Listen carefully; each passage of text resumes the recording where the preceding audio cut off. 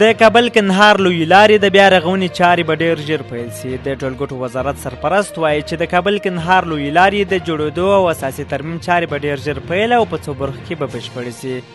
د ټولګټو وزارت په اعلامیه کې د دغه وزارت د سرپرست له قوله راغلي چې د کابل کندهار د لویې لارې د جوړېدو او اساسي ترمیم چارې روانې دي.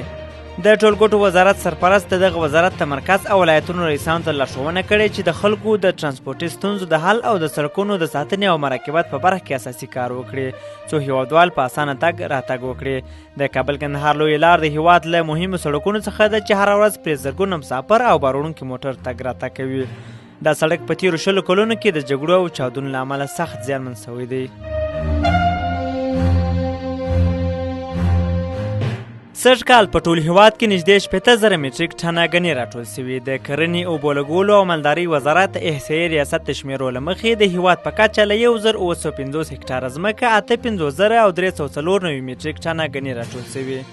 د ګنیو ډیری کروندې په جلال آباد ولایت کې دي چې د دې ولایت په 1400 هکټاره ځمکه کې ګني کرل شوي چې له دغو کروندو څخه نه 4304 مټریک ټنه حاصلات راټول شوي دي. په تیر 1400 هجري کال کې د هیواد په کچه په 1950 هکټاره ځمکه ګني کرل شوي وو چې ډیری یې د ننګرهار، کونړ، خوست او لغمان په ولایتونو کې ول.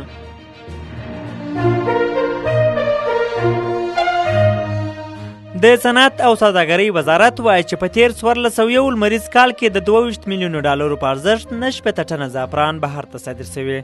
د دغه وزارت په خبره د صادر شویو زعفرانو ډېره برخه د هوایي دهلیز له لارې هند، عربي امارات او چین ته صادر شوې.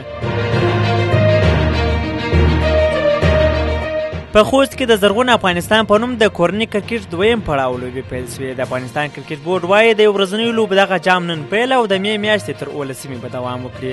په دې جام کې به ټول ټال 14 لوبې ترسره شي چې هدف یې د کورني کرکټ غوړېدل دي. د خوړو نړیوال سازمان وایي افغانستان کې خپل کار ته دوام ورکوو. د ملګرو ملتونو د خوړو نړیوال پروګرام وایي د ښځو پر کار او زده کړو د بندیزونو له دوام سره په افغانستان کې خپل حضور ته دوام ورکوي.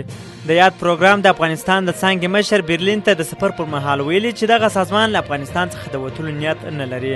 د هغه په خبره بشري مرستې د ښځو، ماشومانو او معیوبینو په ګډون د ډیرو زیانمن شویو خلکو لپاره حیاتي ارزښت لري. نوموړي همداراز د افغانستان د وضعیت په اړه د خپلې ارزونې په ترڅ کې ویلي چې په تیر 1.5 کال کې په دغه هیواد کې بشري ناورین شدت موندلی.